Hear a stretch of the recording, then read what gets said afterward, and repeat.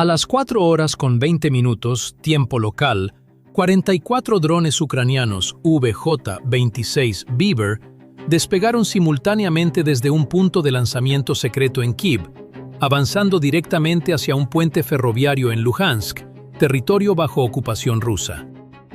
Era un eslabón de enorme importancia dentro de la red logística ferroviaria que trasladaba combustible, armamento y municiones, conectando las regiones ocupadas de Luhansk y Donetsk para sostener el frente oriental. Ucrania había preparado esta operación durante 2 meses con un nivel de secretismo casi absoluto. Las trayectorias de los Beaver fueron calculadas para seguir el terreno bajo y colarse por los vacíos de radar que el reconocimiento ucraniano había identificado con antelación. Pero en cuestión de segundos, toda la situación podía cambiar. Lo que el comandante ucraniano no sabía era que, tras los ataques previos contra rutas vitales y convoyes de suministros con destino a Crimea, Rusia había reforzado silenciosamente los puntos logísticos clave con sistemas Pantsir y Tor. Sin embargo, la primera amenaza que el enjambre de Beaver debía superar no eran los misiles, sino el radar de vigilancia Nebo-Mongrand. Este es un sistema de radar multibanda capaz de detectar objetivos a grandes distancias, incluyendo drones de vuelo rasante o blancos con pequeña sección transversal radar. El canal de frecuencias muy altas del Nebo-M puede detectar objetivos mucho antes que muchos radares convencionales. Pero su debilidad es que su precisión de seguimiento no es suficiente para generar por sí solo una solución de disparo perfecta. Necesita coordinarse con otros radares de control de fuego dentro de la red de defensa aérea. Y ese era exactamente el hueco que Ucrania intentaba explotar. A las 4:24 tiempo local, los Beaver de cabeza comenzaron a descender en altitud, pegándose al corredor de aproximación que había sido reconocido previamente. Sus sensores ópticos entraron en la fase final de la misión. Solo necesitaban identificar correctamente la silueta del puente, las vías del tren, los pilares de soporte y la zona de conexión con la ruta principal de transporte. Si el Nebo-M era suprimido, interferido o forzado a permanecer en silencio durante apenas unos minutos, este ataque ya no sería una incursión ordinaria, sino un golpe directo contra la capacidad rusa de abastecer todo el frente oriental. Detrás de la capa de alerta temprana del Nebo-M, la siguiente amenaza que el enjambre de Beaver debía enfrentar era la red de defensa aérea moderna que protegía directamente el puente ferroviario en Luhansk. Lo que hacía la situación aún más peligrosa para Ucrania era que Rusia había incorporado silenciosamente el sistema S-350 Vitad alrededor de los puntos logísticos clave a lo largo de la ruta de refuerzo. El S-350 fue diseñado para cerrar brechas peligrosas a altitud media y baja.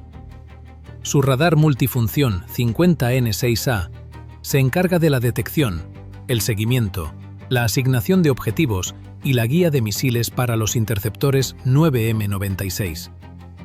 En teoría, se trata de un sistema muy peligroso contra drones, misiles de crucero y objetivos de vuelo rasante que intentan colarse en un área protegida. Pero en la práctica, los Beaver no se lanzaron de la manera que el S-350 esperaba. Los operadores ucranianos obligaron a toda la formación a descender hasta una altitud de 75 metros, pegándose al suelo y siguiendo el corredor de aproximación calculado con anticipación. A esa altitud, el horizonte de radar comenzó a convertirse en aliado del atacante. Aunque el radar 50N6A puede rastrear objetivos con mayor precisión que el Nebo-M, su alcance de detección real contra drones pequeños que vuelan extremadamente bajo sigue reduciéndose considerablemente por el terreno, los edificios, los árboles y el retorno de suelo. A las 4:26 tiempo local, cuando los Beaver de cabeza ya habían atravesado la mayor parte de la zona de aproximación más peligrosa, la ventana de reacción rusa comenzó a comprimirse muy rápidamente. A partir de ese momento, cualquier demora en la transferencia de datos desde el radar de alerta temprana hacia el radar de control de fuego podía reducir toda la red de intercepción a apenas unos minutos, incluso decenas de segundos. Y fue en ese instante cuando la técnica de vuelo a ultra baja altitud del Beaver comenzó a demostrar su mayor valor. Incluso la tripulación del S-350 ya no tenía mucho tiempo para distinguir con claridad la amenaza que se aproximaba a toda velocidad. El radar 50N6A es muy poderoso cuando rastrea objetivos bien definidos contra un cielo limpio, donde la señal reflejada se separa del entorno. Pero contra pequeños Beaver volando rasante cerca del suelo, esa ventaja quedaba drásticamente reducida. La señal del radar podía mezclarse con los reflejos del terreno, las vías del tren, las estaciones, los postes de energía, los edificios y los objetos metálicos alrededor del área del puente. Cuando los Beaver se acercaron a la zona defensiva, la distancia era inferior a 3 kilómetros. Era un rango extremadamente desfavorable para el S-350. Aunque el Vitaz fue construido para interceptar objetivos de vuelo bajo y reaccionar mucho más rápido que muchos sistemas de largo alcance, seguía necesitando tiempo para confirmar el objetivo, clasificar la trayectoria, emitir la orden de disparo y guiar el misil hasta el punto de intercepción. En una incursión a tan corta distancia, cada paso de procesamiento quedaba comprimido en una ventana de tiempo extremadamente breve. En ese momento, el S-350 era como un sistema muy poderoso arrastrado a un combate donde el espacio de reacción había sido reducido a un nivel peligroso. Incluso el Pantsir S-1, la capa de defensa aérea de corto alcance que protegía el anillo exterior, ya no tenía muchas posibilidades de salvar la situación. Desde la detección hasta el disparo, este sistema debía recorrer toda una secuencia de acciones: confirmación del objetivo, procesamiento de datos, bloqueo del blanco, rotación del armamento y lanzamiento del misil. Pero en ese breve lapso de tiempo, los Beaver que volaban a casi 200 km por hora continuaban cerrando distancia muy rápidamente. Si solo eran detectados a 1,5 kilómetros de distancia, la ventana de reacción real del Pantsir S-1 quedaba reducida a apenas unos segundos. Y cuando ese momento llegó, todo había escapado ya al control.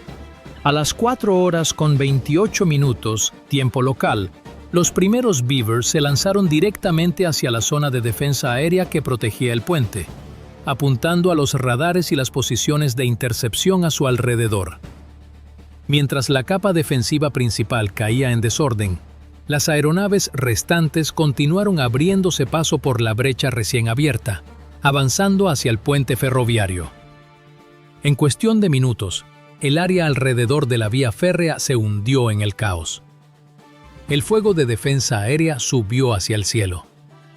Las señales de radar se fragmentaron y dispersaron, y los Beaver supervivientes continuaron empujando hacia el objetivo principal.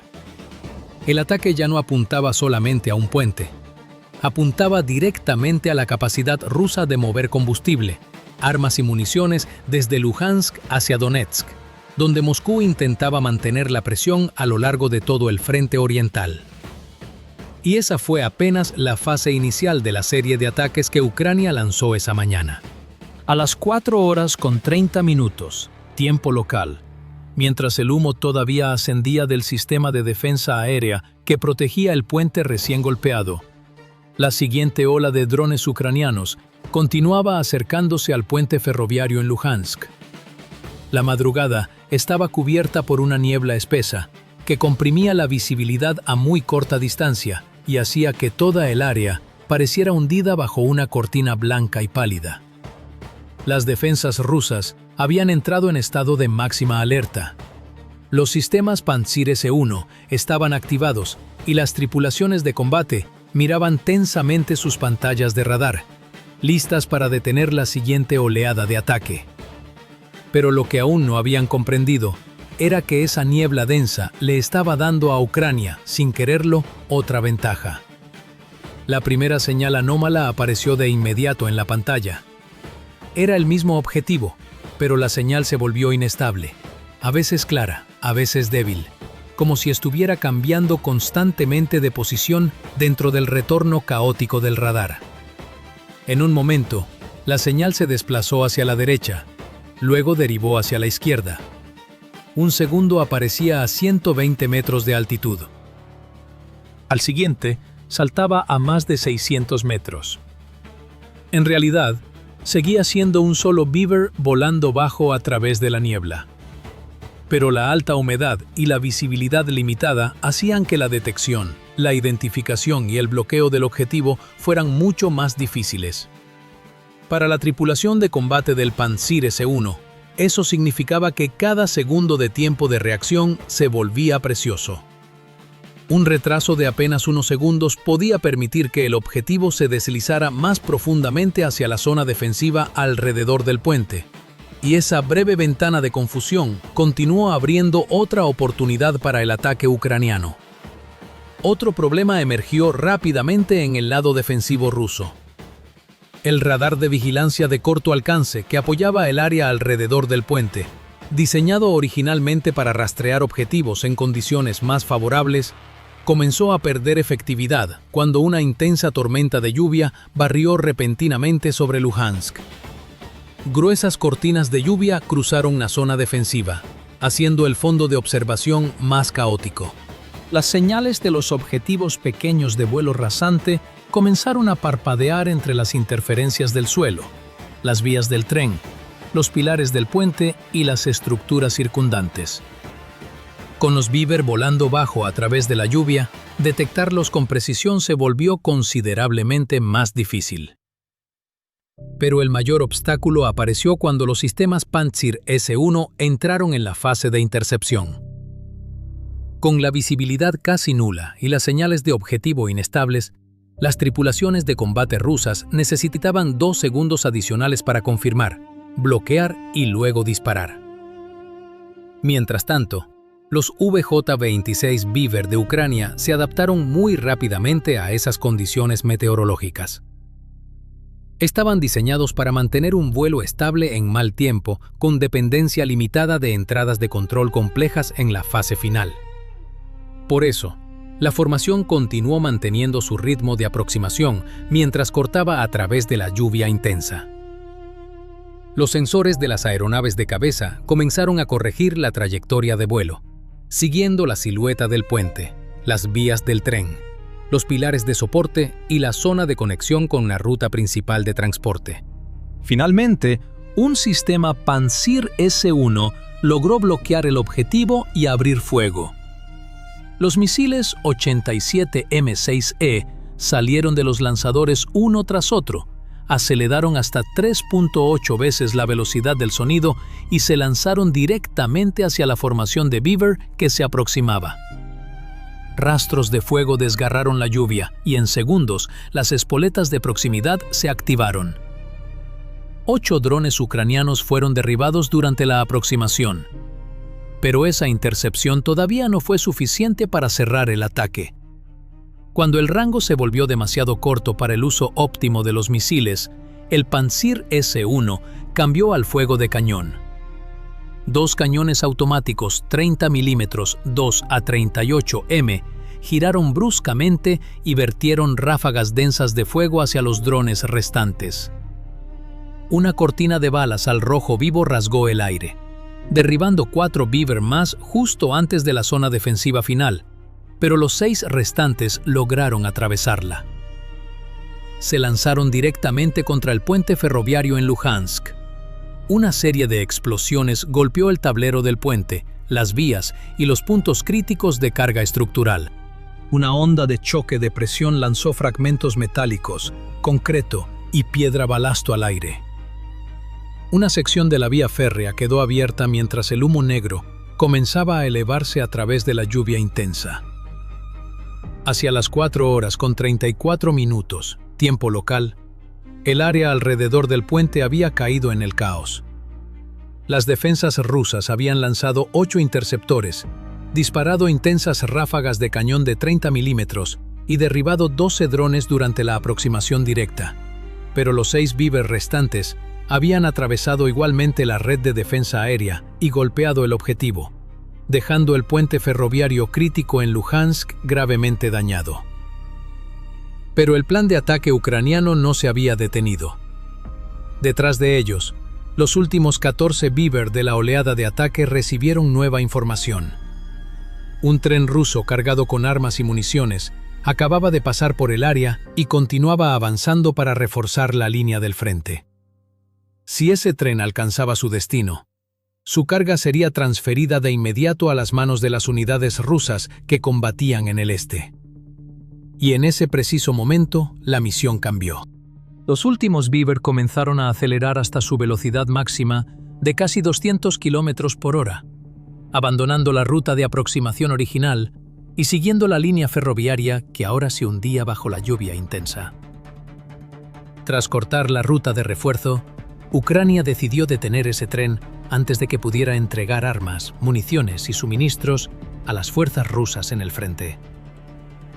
A las 4:36, tiempo local, después de que el puente ferroviario en Luhansk ya había sido golpeado, los 24 Beaver restantes continuaron siguiendo la vía férrea a través de la lluvia intensa. Su nuevo objetivo era el tren ruso cargado con armas y municiones que acababa de pasar por el área y aún se movía hacia el frente oriental.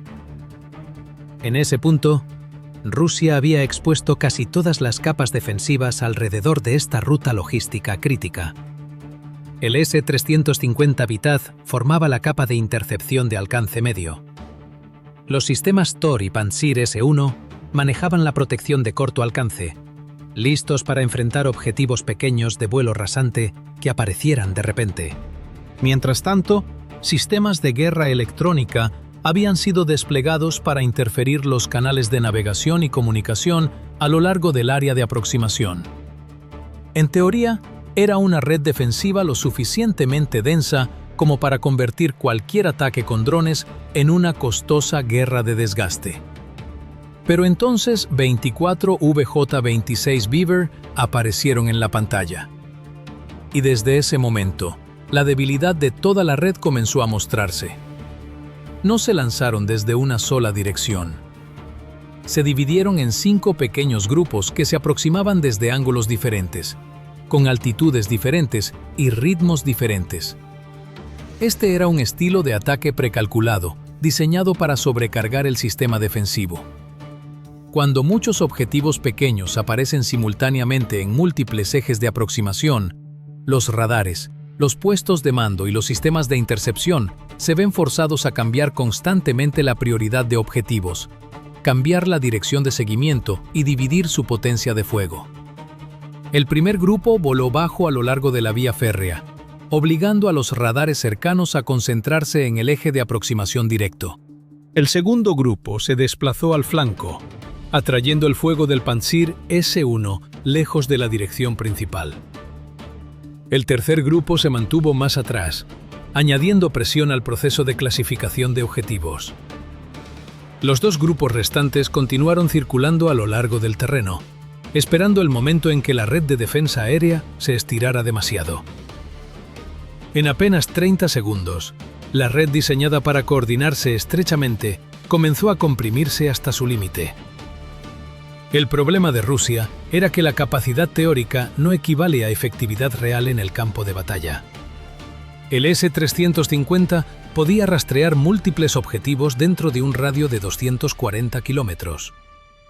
El Pantsir S-1 era flexible, capaz de usar tanto misiles como fuego de cañón para interceptar objetivos rápidamente a cualquier distancia.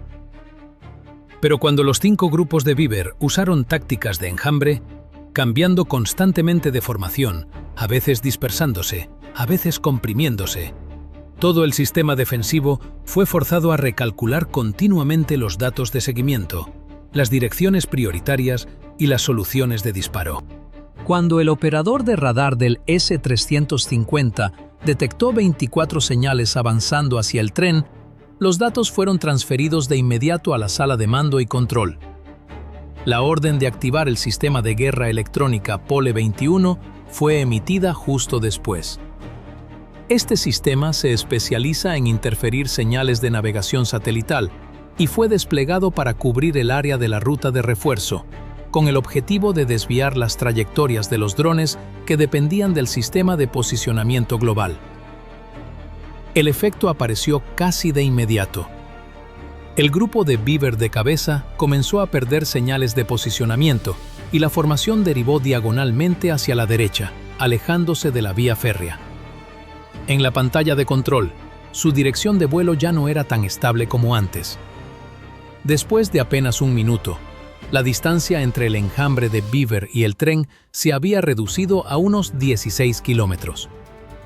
Mientras el tren mismo continuaba avanzando hacia el frente, los operadores ucranianos cambiaron de inmediato al modo autónomo.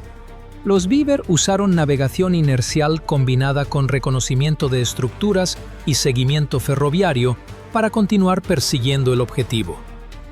Ya no dependían completamente de señales de guía externas. En cambio, seguían la forma de los rieles, los postes de energía, las pequeñas estaciones, las curvas ferroviarias y la dirección de movimiento del tren para autocorregir su trayectoria de vuelo. Pero otro problema apareció de inmediato. El tren seguía moviéndose. Era un objetivo en movimiento continuo. La probabilidad de un impacto directo se volvía mucho menor. Un retraso de apenas unos segundos durante el picado podía hacer que un dron se estrellara en el espacio vacío detrás de un vagón o detonara demasiado pronto junto a las vías sin causar suficiente daño para detener el tren. Entonces Ucrania cambió el enfoque.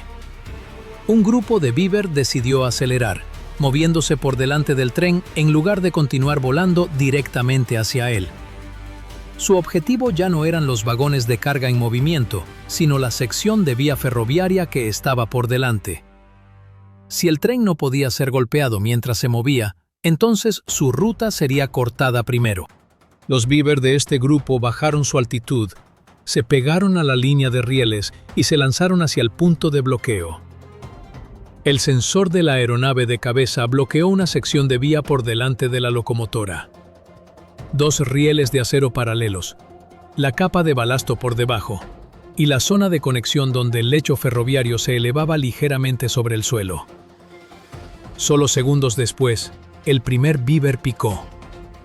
La explosión golpeó directamente un lado del riel, doblando el acero y separándolo de su soporte. La onda de choque atravesó la capa de balasto, lanzando piedra, tierra y fragmentos metálicos a lo largo de la vía férrea. La segunda aeronave se estrelló justo al lado del punto de impacto, ampliando el área destruida y desplazando las traviesas de su posición. En un instante, la sección de vía por delante del tren ya no era una ruta continua. Un riel estaba doblado y deformado. El otro había salido de su eje y el lecho ferroviario había sido abierto en una ruptura peligrosa. Las vibraciones viajaron de regreso a lo largo de los rieles y desde el interior de la cabina de la locomotora, la tripulación rusa comprendió que la ruta por delante había sido destruida. Se vieron obligados a aplicar el freno de emergencia.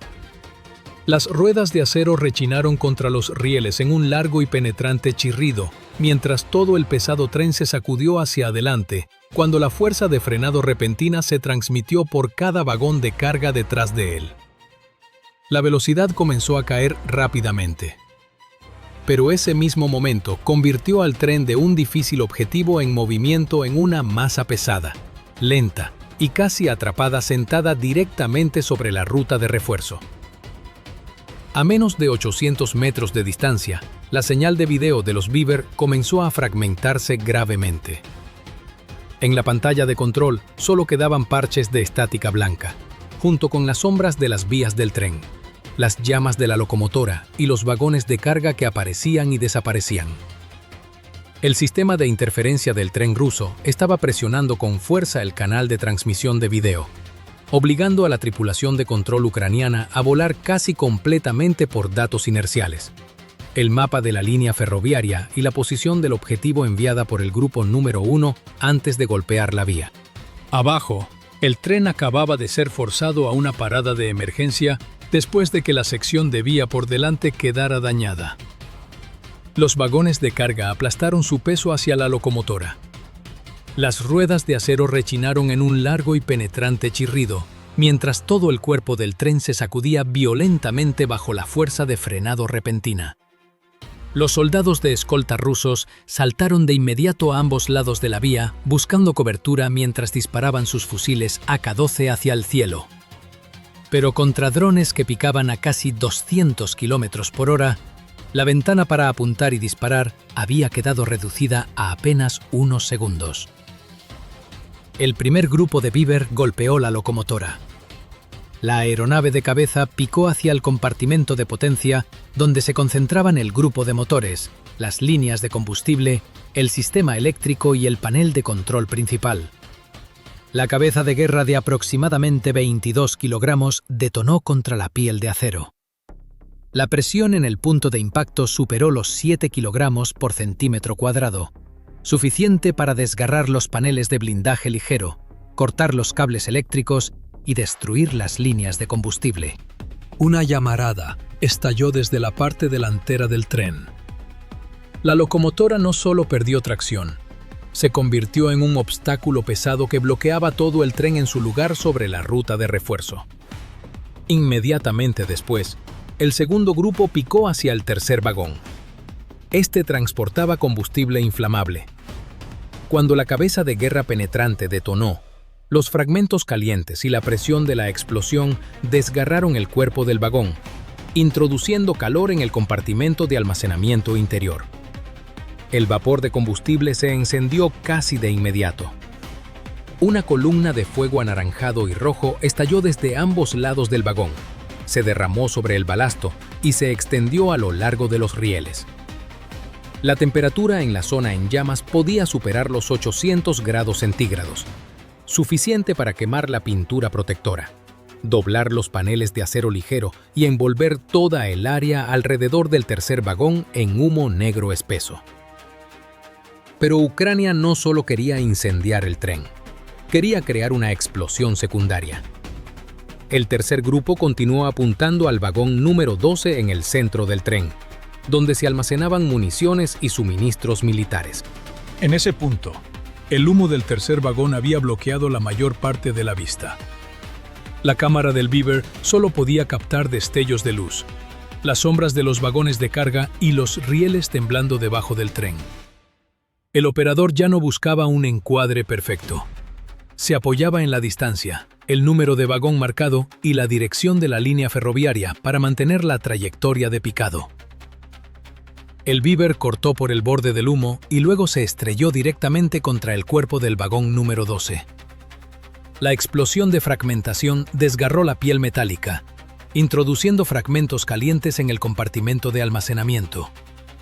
Las cajas de munición, el propelente y los suministros militares fueron dispersados, creando una serie de puntos de ignición pequeños. Explosiones dispersas comenzaron a resonar, cortas y agudas, mientras parte de la munición interior se calentaba. Un lado del vagón número 12 estalló hacia afuera y las llamas comenzaron a lamer los vagones vecinos. Sin embargo, la gran explosión en cadena todavía no había alcanzado la parte trasera del tren, y por eso el grupo final continuó picando. Su objetivo era el vagón número 18, más hacia la retaguardia, donde el resto del armamento militar estaba atrapado después del frenazo de emergencia. Si este vagón era golpeado, el fuego podría arrastrar toda la sección trasera del tren consigo. Un Beaver descendió aún más, deslizándose a través del humo negro que ascendía del vagón número 12. En los segundos finales, la imagen casi desapareció por completo, pero el sistema inercial mantuvo la aeronave en su trayectoria de picado. Luego la sombra del vagón número 18 apareció entre dos franjas de fuego. El Beaver se lanzó directamente contra el cuerpo del vagón. Una explosión más grande rugió de inmediato. La presión de la onda de choque y los fragmentos calientes penetraron en el compartimento de carga, encendiendo nuevos puntos de fuego dentro de los vagones traseros. Esta vez, las llamas corrieron a lo largo de la sección trasera del tren, arrastrando una explosión secundaria tras otra. Las puertas de acero fueron lanzadas hacia afuera, fragmentos metálicos al rojo vivo volaron por el aire y la onda de choque desalineó varios vagones de carga con respecto a los rieles. A las 4:41 tiempo local, El tren de suministros ruso estaba casi completamente inutilizado. La locomotora había sido destruida. El tercer vagón ardía violentamente. El vagón número 12 había sido desgarrado, y el vagón número 18 había desencadenado una cadena de explosiones que se extendía hacia la parte trasera del tren. La lluvia intensa seguía cayendo, pero no era suficiente para apagar los incendios alimentados por combustible, suministros inflamables y municiones en el interior. La vía férrea, que alguna vez sirvió para mover combustible, armas y municiones hacia el frente, se había convertido en una larga franja de fuego que atravesaba Luhansk. Lo que quedaba era una locomotora ennegrecida, vagones de carga deformados, rieles torcidos por el calor y una ruta logística rusa detenida justo antes de que sus suministros pudieran llegar al frente oriental. Pero el valor real de este ataque no estaba solamente en el tren destruido o en el puente ferroviario dañado. Ucrania acababa de golpear directamente una de las debilidades más sensibles del ejército ruso: su capacidad para mantener un flujo continuo de suministros hacia el frente oriental. Las líneas ferroviarias en Luhansk y Donetsk son arterias logísticas que transportan combustible, proyectiles de artillería, vehículos blindados, componentes de reparación y refuerzos desde la retaguardia hasta la línea del frente. Cuando un puente queda dañado y un tren de armamento es detenido directamente sobre la vía, el daño no termina con unos pocos vagones en llamas. Crea un efecto en cadena sobre todo el ritmo operativo del ejército ruso en el Donbass. Primero, Rusia pierde velocidad de suministro. Un tren militar puede transportar mucho más combustible y munición que una columna de camiones. Cuando la línea ferroviaria es cortada, Moscú se ve obligado a mover parte de la carga por carretera, pero el transporte por camión es más costoso e incluso más arriesgado. Segundo, este ataque aumenta la presión sobre la red de defensa aérea rusa. Si Ucrania puede usar drones de largo alcance para golpear puentes, vías férreas y trenes dentro del territorio ocupado, Rusia tendrá que asignar más sistemas Pantsir, Tor, S-350 y de guerra electrónica para proteger la infraestructura logística. Tercero, Ucrania está demostrando un cambio claro en su pensamiento operacional. No solo intenta destruir unidades rusas individuales en las trincheras, sino que está orientándose hacia el desgaste del sistema completo que mantiene vivas a esas unidades. Puentes ferroviarios, depósitos de combustible, trenes de munición, nudos de transporte y rutas de suministro se están convirtiendo en objetivos prioritarios. El significado político de este ataque también es considerable. Cuando las rutas logísticas en Luhansk, Donetsk y los puntos de conexión con Crimea están constantemente bajo amenaza, Rusia no solo enfrenta daño militar, también debe explicar por qué las áreas de retaguardia que antes se consideraban seguras ahora pueden ser golpeadas con tanta profundidad y precisión. Eso afecta directamente la confianza de las tropas, la presión sobre la estructura de mando y la imagen de control del campo de batalla que Moscú quiere mantener. Para Kiev, este es un mensaje muy claro. Ucrania no solo está defendiendo, y no solo está contraatacando en la línea del frente, está intentando aislar cada agrupación de fuerzas rusas, golpeando lo más importante que tiene detrás, su suministro. Si la munición llega más despacio, el combustible se vuelve más escaso. Los vehículos blindados son más difíciles de reparar y los trenes ya no pueden moverse con seguridad. Entonces la presión rusa sobre el frente oriental se irá debilitando gradualmente con el tiempo. Hay algo en todo esto que resulta difícil de ignorar. No es la tecnología en sí, ni los números de los sistemas de armas. Es la lógica detrás del ataque. Atacar no al soldado en la trinchera, sino al hilo invisible que lo mantiene ahí. Quien alguna vez haya vivido una situación donde el recurso escasea, donde el apoyo tarda o no llega, sabe perfectamente lo que eso hace con la moral, con la capacidad de actuar, con la voluntad de seguir adelante. Esa presión silenciosa que se acumula en la retaguardia termina llegando al frente de maneras que ningún parte de guerra captura del todo. Y eso plantea una pregunta que no tiene una respuesta sencilla. ¿Cuánto tiempo puede sostenerse una ofensiva cuando la cadena que la alimenta está siendo cortada sistemáticamente, eslabón por eslabón, puente por puente, tren por tren? ¿Llega un punto en que el costo de mantener esa presión supera cualquier ganancia territorial posible? Es algo en lo que vale la pena detenerse a pensar.